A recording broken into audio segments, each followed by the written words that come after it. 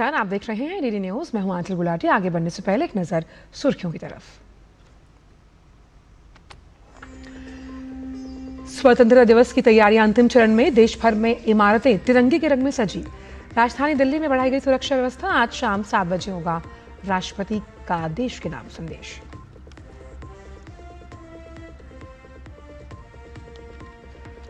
Supreme court ने Bihar SIR को बताया वोटर फ्रेंडली। आज लगातार तीसरे दिन होगी मामले की सुनवाई। चुनाव आयोग की भी सुनी जाएंगी दलीलें।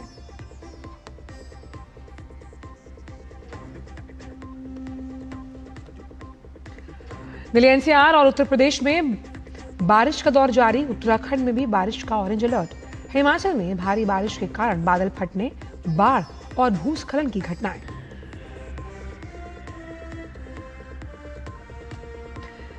आज देश मना रहा है विभाजन विभीषिका स्मृति दिवस। पीएम मोदी ने इस दिन को याद करते हुए एक्स पर लिखा, ये दिन विभाजन विभीषिका झेल चुके लोगों के नए सिरे से शुरुआत करने की ताकत पाने की क्षमता का सम्मान करने का दिन।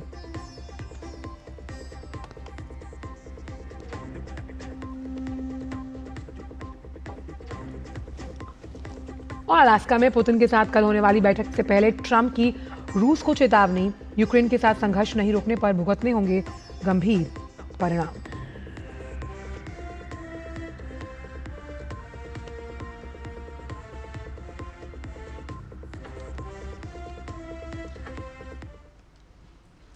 और आइए जानते हैं सभी खबरों को विस्तार के साथ। राष्ट्रपति द्रौपदी मुर्मू इस बार के स्वतंत्रता दिवस की पूर्व संध्या पर आज राष्ट्र को संबोधित करेंगी।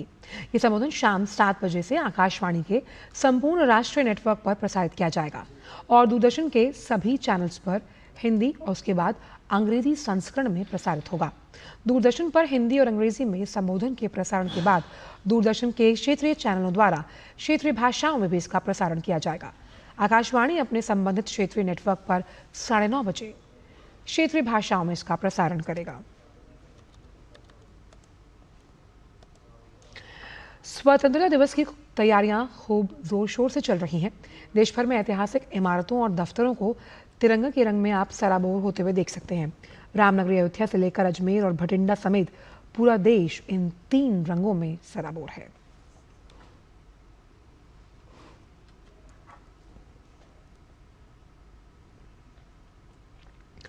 वहीं स्वतंत्रता दिवस के पहले आज पूरे देश में सुरक्षा पर पुलिस की पैनी निगाह है। राजधानी दिल्ली से लेकर जम्मू कश्मीर तक सुरक्षा व्यवस्था पूरी तरह से चाक चौबंद कर दी गई। लाल किले के गेट पर hand held metal detectors, door frame metal detector और बैगेज स्कैनर्स लगाए गए हैं। हर व्यक्ति की जांच के बाद ही प्रवेश की अनुमति दी जाएगी। जांच एजेंसियां सतर्क हैं और हर गतिविधि पर पैनी नजर रखी जा रही है। खासतौर पर लाल किले के आसपास सुरक्षा को सख्त कर दिया गया। यहाँ चप्पे चप्पे पर पुलिस और सुरक्षा बल तैनात हैं। सड़कों पर पेट्रोलिंग की जा रही है। दिल्ली के विभिन्न इलाकों में बड़ी संख्या में पुलिसकर्मी तैनात किए गए। साथ ही सुरक्षा कर्मियों को विस्फोटक और संदिग्ध वस्तुओं का पता लगाने के लिए आधुनिक टेक्नोलॉजी से लैस किया गया। सीसीटीवी कैमरे और फेस डिटेक्शन तकनीक का भी इस्तेमाल किया जा रहा है। वहीं जम्मू कश्मीर में भी सुरक्षा व्यवस्था कड़ी की गई। डोडा समेत तमाम इलाकों में वाहनों की जाँच की जा रही है। 15 अगस्त के मद्देनजर सारे जो नाके हैं उन पर कड़ी व्यवस्था की गई है और जाने वाले लोग हैं उन पर कड़ी नजर रखी जा रही है।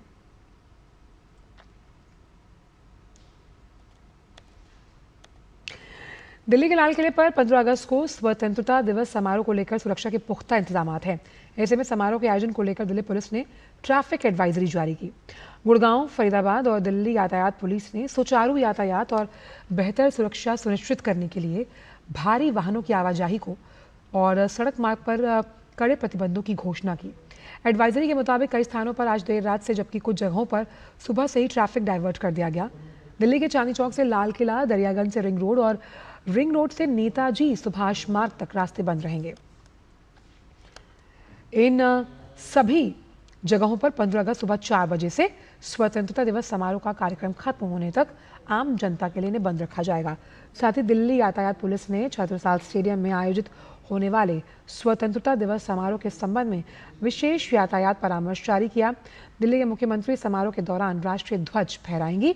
बड़ी संख्या में लोगों के आने की संभावना की वजह से सुबह 6 बजे से आसपास के क्षेत्रों में यातायात प्रभावित रहेगा। हकीकत नगर नाला रोड, किंग्सवे कैंप चौक, भामाशाह चौक, मॉडल टाउन 2 और 3, एच पॉइंट, नानक प्यार गुरुद्वारा, स्टेडियम रोड, जीटीकी रोड पर डायवर्जन होगा। ट्रैफिक पुलिस ने mall road, stadium road, Brahma Kumari मार्ग, भामाशाह रोड और पुराना जीटी करनाल रोड जो है उससे परहेज करने की अपील की। वहीं नोएडा पुलिस के परामर्श के अनुसार स्वतंत्रता दिवस परेड के अवसर पर 14 अगस्त को रात 10 बजे से 15 अगस्त को कार्यक्रम खत्म होने तक नोएडा से दिल्ली जाने वाले भारी वाहनों की भी दिल्ली में एंट्री नहीं होगी। साथ ही डीएमआरसी ने बताया कि 15 अगस्त के दिन सुबह 4 बजे से सभी मेट्रो सेवाएं शुरू की जाएंगी।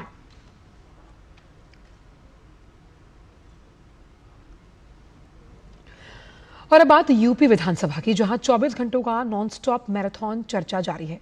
आज मुख्यमंत्री योगी आदित्यनाथ चर्चा का जवाब देंगे। सीएम योगी विकसित यूपी 2047 के विजन डॉक्यूमेंट पर बोलेंगे।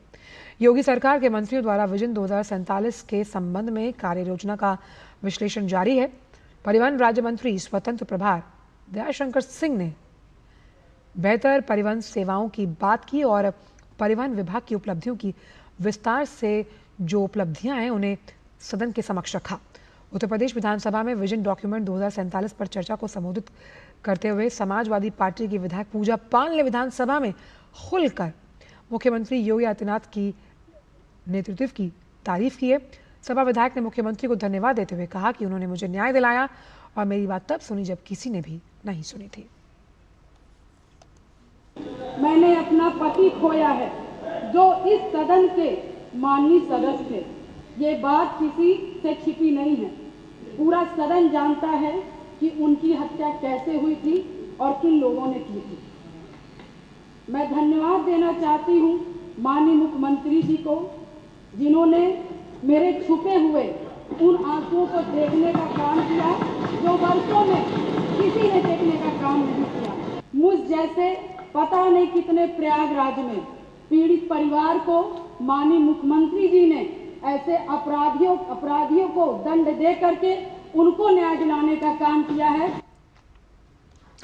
विजन डॉक्यूमेंट 2047 पर उत्तर प्रदेश में मंत्री जेपीएस राठौड़ ने कहा, यहां पर पक्ष विपक्ष सब हैं और सबका विचार आ रहा है। विजन डॉक्यूमेंट प्रदेश को नई ऊंचाई तक पहुंचाने में एक बहुत बड़ी भूमिका निभा रहा है। विजन डॉक्यूमेंट जो तैयार होगा वो व्यक्ति उसी के साथ काम करने के लिए एक तरीके से मजबूर होगा कि सबने मिलकर चर्चा की है। यहाँ पक्ष विपक्ष सब है, यहाँ पर सभी विधायकों का, मंत्रियों का, पॉलिटिकल लोगों का, सबका विचार आ रहा है।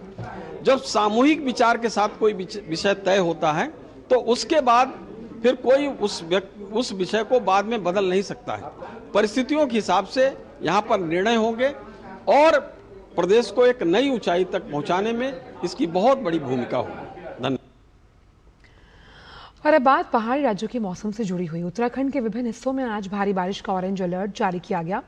भारी बारिश की चेतावनी को देखते हुए देहरादून, टेहरी, चंपावत, बागेश्वर, पिथौरागढ़, अल्मोड़ा, पौड़ी, चमोली, नैनीताल, उधम सिंह नगर और रुद्रप्रयाग जिले में आज स्कूल और आंगनवाड़ी केंद्रों में छुट्टी घोषित कर दी गई। इस बीच राज्य के अधिकांश हिस्सों में पिछले 3 दिनों से रुक रुक कर मध्यम से तेज बारिश का दौर जारी है। इसी वजह से नदियों के जलस्तर में बढ़ोतरी हुई और कुछ नदियां खतरे के निशान के आसपास बह रही हैं। राज्य के पर्वतीय क्षेत्रों में बारिश से सबसे ज्यादा वो प्रभावित है और भारी बारिश और भूस्खलन के कारण कई स्थानों पर सड़क मार्ग भी बाधित हुआ, जिससे आवागमन प्रभावित है। इस बीच मौसम विभाग के अनुसार बारिश का ये दौर आने वाले दिनों में भी जारी रहने का अनुमान है।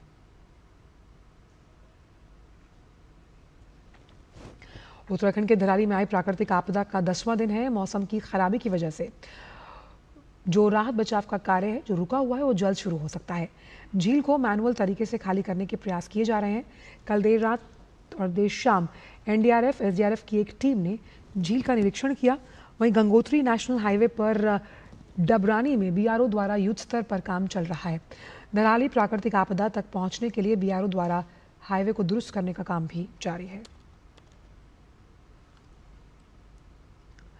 इसके साथ ही हिमाचल प्रदेश के अधिकांश जिलों में बीते 24 घंटों से भारी बारिश का दौर जारी है, जिसके चलते प्रदेश के कई स्थानों पर बादल फटने, बाढ़ और भूस्खलन की घटनाएं सामने आई, जिसकी वजह से सामान्य जनजीवन प्रभावित हुआ।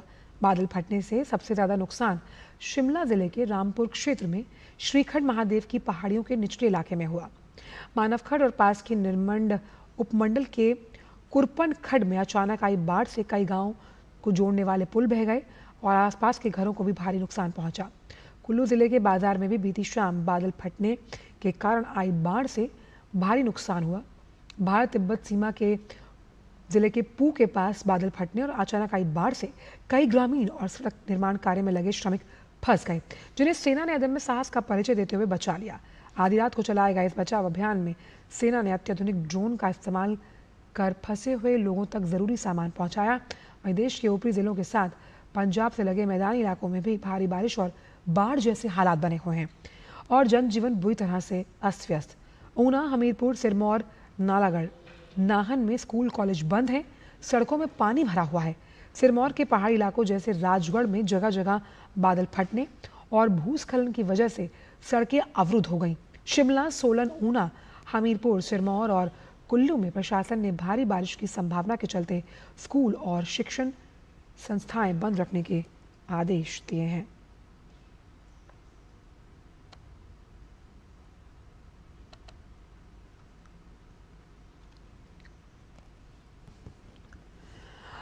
और दो रिपोर्टर्स हमारे साथ ग्राउंड जीरो से जुड़ रहे हैं। उर्मिला शर्मा शिमला से और रेणु उप्रेती देहरादून से जुड़ रही हैं। सबसे पहले उर्मिला, आपका रुख करते हैं। अगर बात की जाए पूरे हिमाचल प्रदेश की, तो कहीं ना कहीं मौसम की मार वो झेल रहा है। किस तरह से जो स्थानीय प्रशासन है, ताकि लोगों को दिक्कतों का सामना ना करना पड़े, कैसे काम कर रहा है? बिल्कुल आंचल, बीती रात से ही प्रदेश भर में भारी बारिश का दौर देखने को मिल रहा है और जगह जगह बादल फटने की घटनाएं इसमें दर्ज की जा रही है। आपको बताएं, कुल्लू में 2 जगह बादल फटने की घटनाएं सामने आई है। किन्नौर, रामपुर, कोटखाई में भी बादल फटने की घटनाएं जो है दर्ज की गई है, जिसकी वजह से बाढ़ की स्थिति पनपी है। नदी नाले साथ लगते जो इनके के क्षेत्र हैं, वहां पर जो है बाढ़ की स्थिति पनपी है और सामान्य जनजीवन भी प्रभावित हुआ है। साथ लगते जो घर है उन्हें प्रशासन ने खाली करने के निर्देश दिए हैं और अपने प्रशासन जो है अपने स्तर पर भी लोगों की मदद कर रहा है, उनको सुरक्षित स्थानों पर पहुंचा रहा है। प्रशासन सभी जिलों में अगर देखें तो कुल्लू में भी बंजार क्षेत्र का जिक्र करें तो शैक्षणिक संस्थानों को बंद कर दिया गया है और एहतियातन तौर जो एडवाइजरी है उसे फॉलो करने के निर्देश दिए हैं। आपको ये भी बताना चाहेंगे कि प्रदेश में हालांकि कल से जो है मानसून है कुछ कमजोर पड़ने के आसार है, लेकिन वही है कि वर्षा का क्रम जो है लगातार देखने को हमें मिलेगा। तो आंचल, मैं आपको बताऊं तो प्रशासन अपने स्तर पर कार्य कर रहा है और आम जनता को सहयोग कर रहा है, आम जनता के साथ चल रहा है और सुरक्षित स्थानों पर पहुंचा रहा है। और बादल फटने की जो घटनाएं हैं उसमें जो है प्रभावित, हालांकि जान का तो कोई नुकसान नहीं हुआ है, भारी नुकसान जो है सड़कों को हुआ है, क्षेत्रों को हुआ है, भूस्खलन की स्थिति पनपी है और मलबे की चपेट में जो है बहुत सारी चीजें हैं जो वो आ गई है। पेट्रोल पंप का जिक्र करें, कोटखाई का जहां मैंने जिक्र किया था वहां पे पार्किंग स्थल है, गाड़ियां हैं वो इसकी चपेट में आई है, पेट्रोल पंप इसकी चपेट में आया है। कुल मिलाकर बताएं तो जी बिल्कुल सामान्य जीवन जो है वो अव्यवस्थित तो हुआ है, प्रभावित तो हुआ है, लेकिन वही है प्रशासन अपने स्तर पर अच्छा काम कर रहा है। भारतीय सेना भी यहाँ पर हमें प्रयास करती दिखी और उन्होंने सफलता भी हासिल की। जहाँ पर रेणु का भी रुख कर लेते हैं जो कि देहरादून से मौजूद हैं। रेणु, ऑरेंज अलर्ट जारी किया गया अगर उत्तराखंड की बात की जाए, खासतौर पे भारी बारिश की आशंका को देखते हुए, यहाँ पर किस तरह से जो स्थानीय प्रशासन है वो काम में तेजी लाते हुए ताकि लोगों को दिक्कतों का सामना ना करना पड़े? जी बिल्कुल, देखिए उत्तराखंड की अगर हम बात करते हैं तो आज प्रदेश भर में ऑरेंज अलर्ट जारी किया गया है। अगर बीते दिन की हम बात करें तो रेड अलर्ट जारी किया गया था और पूरे प्रदेश में भारी से भारी बारिश भी देखी गई थी। राजधानी देहरादून में भारी बारिश के कारण कई जगह जल भराव भी देखा गया था। वहीं आज भी क्योंकि भारी बारिश की चेतावनी जारी की गई है, ऑरेंज अलर्ट जारी किया गया है। ऐसे में क्योंकि देहरादून की अगर हम नदियों की बात करते हैं, यहाँ पे रसना नदी है, टोंस नदी है, आसन नदी है, ये सभी नदियाँ उफान पर हैं, जिसके कारण बीते दिनों देखा भी गया था कि कई सारे जो घरों की दीवारें थी वो इसके बहाव में आ गई थी और सड़कें इस कारण टूट गई थी। जो नदी नाले का पानी है वो रोडों में आ रहा था, लोगों के घरों में घुस रहा था। तो ये सब को देखते हुए जो है आज प्रदेश के 12 जिलों में छुट्टी भी घोषित की गई है। आज बच्चे घर पर ही हैं, स्कूल नहीं गए हैं। कक्षा 1 से 12वीं तक के स्कूल बंद किए गए हैं। ऐसे में जो स्थानीय प्रशासन भी है वो लगातार यहाँ पे निगरानी कर रहा है। जहाँ भी जलभराव की स्थिति देखी जा रही है वहाँ पे पानी की निकासी का काम किया जा रहा है। और कल क्योंकि देखिए देहरादून में जो है जलभराव की स्थिति देखी गई है, ऐसे में यहाँ यहाँ के मेयर ने भी ये कहा है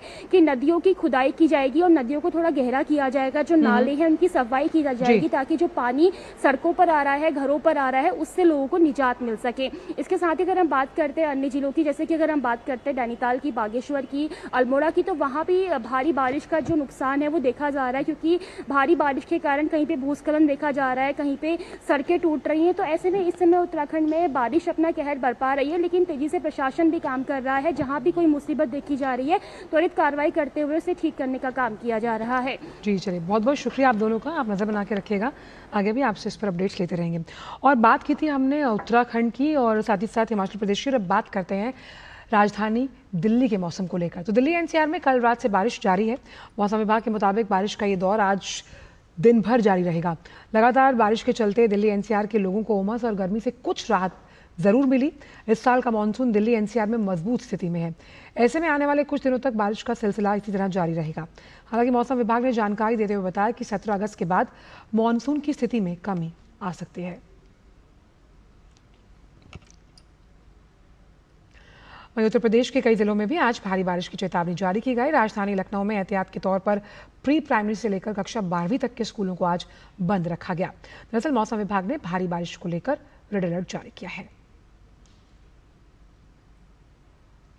वक्त छोटे से ब्रेक का, आप देखते रहिए टीटी न्यूज़।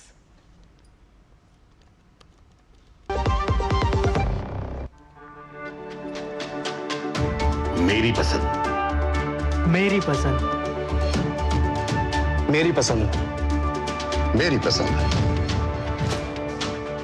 हमारी पसंद, हम सबकी पसंद। मजबूत देश का मजबूत सरिया हो गया स्टील। LIC लाया है unit linked insurance plan index plus. जीवन बीमा पाइए और निफ्टी स्टॉक्स के साथ अपने मार्केट रिटर्न्स को तेजी से बढ़ाइए। इस अट्रैक्टिव कॉम्बिनेशन के साथ अपना कल सुरक्षित कीजिए। सिर्फ 2,500 रुपए मंथली प्रीमियम से शुरुआत कीजिए।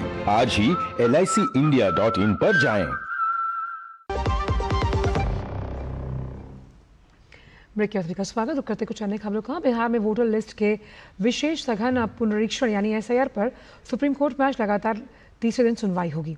बुधवार को SIR के खिलाफ दायर याचिकाओं पर सुनवाई के दौरान सुप्रीम कोर्ट में जस्टिस सूर्यकांत और जस्टिस जॉय माल्या बागची की बेंच ने अहम टिप्पणी करते हुए कहा, 11 दस्तावेज मान्य हैं, जिसमें से कोई एक दस्तावेज मांगना गलत नहीं। सुप्रीम कोर्ट ने साफ शब्दों में कहा कि SIR वोटरों के खिलाफ नहीं है। जस्टिस बागची ने याचिकाकर्ता के वकील अभिषेक मनु सिंघवी से कहा कि आधार को लेकर हम आपकी दलील समझ रहे हैं, लेकिन आप नागरिकता सुनिश्चित करने के लिए मान्य दस्तावेजों की लिस्ट देखें तो ये वोटर के लिए सुविधाजनक दिखता है। अदालत ने कहा कि पहले रिवीजन में 7 दस्तावेज ही थे, लेकिन अब 11 डॉक्यूमेंट्स का विकल्प है। ये प्रक्रिया मतदाता हितैषी लगती है। जस्टिस सूर्यकांत ने कहा कि अगर आयोग सभी 11 दस्तावेज मांग रहा होता तो SIR को वोटर के खिलाफ मान सकते थे, लेकिन अगर किसी एक दस्तावेज को भी स्वीकार किया जा रहा है तो क्या ऐसा आप कह सकते हैं? देश आज विभाजन विभीषिका स्मृति दिवस मना रहा है। इस अवसर पर प्रधानमंत्री नरेंद्र मोदी ने सोशल मीडिया प्लेटफॉर्म X पर एक मार्मिक पोस्ट किया। उन्होंने लिखा, भारत विभाजन विभीषिका स्मृति दिवस मनाता है और हमारे इतिहास के उस दुखद अध्याय के दौरान अनगिनत लोगों द्वारा झेली पीड़ा को याद करता है। ये उनके धैर्य, अकल्पनीय क्षति का सामना करने और फिर भी नए सिरे से शुरुआत करने की ताकत पाने की उनकी क्षमता का सम्मान करने का भी दिन है। प्रभावित हुए कई लोगों ने अपने जीवन का पुनर्निर्माण किया और उल्लेखनीय उपलब्धियां हासिल की। ये दिन हमारे देश को एक सूत्र में पिरोने वाले सद्भाव के बंधन को मजबूत करने की हमारी स्थायी जिम्मेदारी को भी याद दिलाता है। वहीं विभाजन विभीषिका स्मृति दिवस पर गृह मंत्री अमित शाह ने X पर लिखा, विभाजन विभीषिका स्मृति दिवस पर देश की विभाजन और उसकी त्रासदी के शिकार लोगों के दर्द को याद कर संवेदना व्यक्त करने का दिन है। इस दिन कांग्रेस ने देश को टुकड़ों में बांटकर मां भारती के स्वाभिमान को चोट पहुंचाई। विभाजन के कारण हिंसा, शोषण और अत्याचार हुए और करोड़ों लोगों ने विस्थापन झेला। मैं उन सभी लोगों के प्रति मन की गहराई से श्रद्धांजलि अर्पित करता हूं। देश विभाजन के इस इतिहास और दर्द को कभी भुला नहीं सकेगा। विभाजन इस विभीषिका में अपनी जान गंवाने वाले लोगों को मैं श्रद्धांजलि अर्पित करता हूं।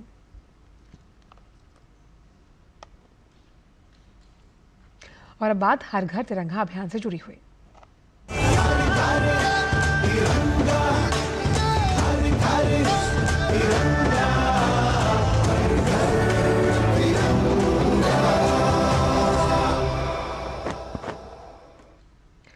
जम्मू कश्मीर के राजौरी में हर घर तिरंगा अभियान के तहत तिरंगा यात्रा निकाली गई।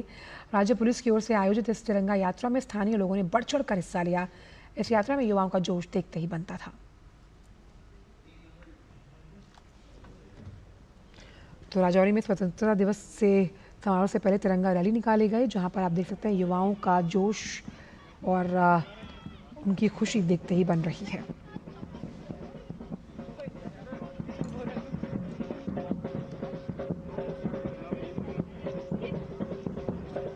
और हर घर तिरंगा अभियान के तहत पूरे भारत में बड़े उत्साह के साथ तिरंगा यात्राएं निकाली जा रही हैं। जम्मू कश्मीर के भद्रवाह में स्वतंत्रता दिवस से पहले सीआरपीएफ 33 बटालियन ने स्कूली छात्रों के साथ तिरंगा रैली निकाली।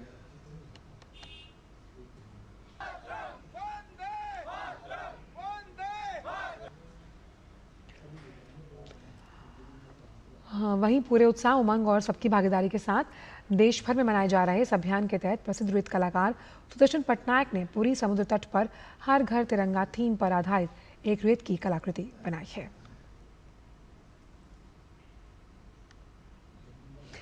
तो आप देख सकते हैं कि रेत की कलाकृति में भी हर घर तिरंगा के तमाम रंग दिखाई दे रहे हैं।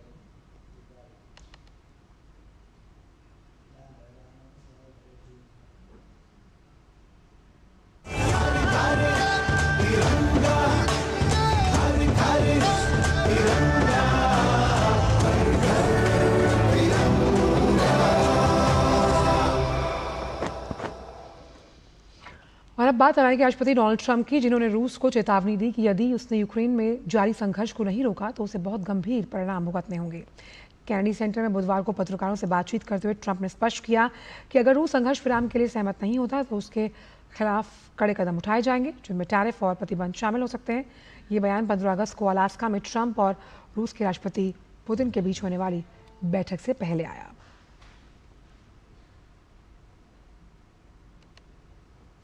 ब्राजील सरकार ने बुधवार को 13 अगस्त को अमेरिकी टैरिफ से प्रभावित कंपनियों के लिए बहुप्रतीक्षित राहत पैकेज की घोषणा की। ये बेल आउट पैकेज मुख्य रूप से निर्यातकों के लिए ऋण सुविधा और उन उत्पादों की सरकारी खरीद पर केंद्रित है जिन्हें वैकल्पिक बाजार तलाशने में कठिनाई हो रही है। अमेरिकी राष्ट्रपति ट्रंप ने इस महीने की शुरुआत में ब्राजील से आने वाले कई उत्पादों पर आयात शुल्क 10% से बढ़ाकर 50% कर दिया। हालांकि कुछ क्षेत्रों में इससे छूट मिली, लेकिन कॉफी, बीफ, समुद्री खाद्य, वस्त्र, जूते, फल उद्योग पर बड़ा असर पड़ने की आशंका। ब्राजील के राष्ट्रपति ने पहले ही संकेत दिया कि उनकी सरकार तत्काल प्रतिशोधी कदम नहीं उठाएगी और सबसे ज्यादा प्रभावित क्षेत्रों को प्राथमिकता से सहयोग देगी। उन्होंने कहा कि हम वार्ता पर जोर देंगे और एथेनॉल व्यापार जैसे मुद्दों पर बातचीत के लिए तैयार हैं। सरकार के अनुसार राहत पैकेज का मुख्य हिस्सा 30 अरब रियाल का ऋण है, जो मौजूदा एक्सपोर्ट गारंटी फंड के तहत राज्य विकास बैंक द्वारा संचालित होगा। इसके लिए 4.5 अरब रियाल छोटे जो उद्यम है उनके लिए मदद फंड को मजबूत करने के लिए दिया जाएगा। और आइए अब आपको ग्राफिक्स के माध्यम से विस्तार से बताते हैं कि आखिरकार हर घर तिरंगा अभियान जो है उसका मुख्य अभिप्राय या मकसद क्या है। आइए देखते हैं। तो 2025 की प्रमुख गतिविधियां, तिरंगा वॉलंटियर जो है वो करीबन 5 लाख से ज़्यादा युवा हैं जिन्होंने इसके लिए रजिस्टर करवाया। इसमें क्या होता है कि तिरंगे का जो इतिहास है और महत्व है उसकी परंपरा के बारे में जानकारी देना मुख्य मकसद है। डिजिटल एम्बेसडर बैज और सर्टिफिकेट हासिल करना, यानी अगर आप तिरंगा वॉलंटियर बनते हैं तो ये सब आपको करना होगा। साथ ही साथ हर घर तिरंगा, हर घर स्वच्छता भी इसमें जुड़ी हुई है। स्वच्छता अभियान का भी आयोजन किया जा रहा है, जिसमें जल संरक्षण से जुड़ी गतिविधियों का भी आयोजन इसके अंतर्गत किया जाएगा। हर घर तिरंगा अभियान, जहां अमृत सरोवरों पर ध्वजारोहण का भी आयोजन हर घर तिरंगा अभियान के तहत किया जाएगा। साथ ही साथ स्वच्छ भारत अभियान और जल जीवन अभियान को जोड़ते हुए आप देखेंगे, और साथ ही साथ सामुदायिक स्वास्थ्य कैसे देशभक्ति को बढ़ावा देगा और स्वच्छता अभियान के आयोजन के तहत भी ये तमाम गतिविधियां अंजाम दी जाएंगी।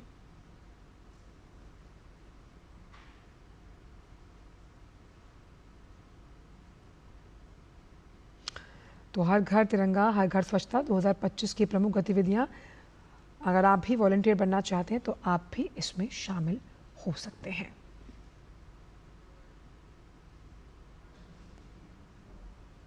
सामुदायिक स्वास्थ्य के साथ भी देशभक्ति को आगे बढ़ाते हुए हर घर तिरंगा अभियान में जन भागीदारी को सुनिश्चित किया गया। अच्छा, इसमें एक चीज़ और है कि तिरंगा क्विज के साथ साथ आर्ट के लिए एक ऑनलाइन आयोजन भी वो किया जाएगा। साथ ही साथ जो तमाम सार्वजनिक स्थल हैं वहाँ पर तिरंगे को लेकर आर्ट का प्रदर्शन भी किया जाएगा।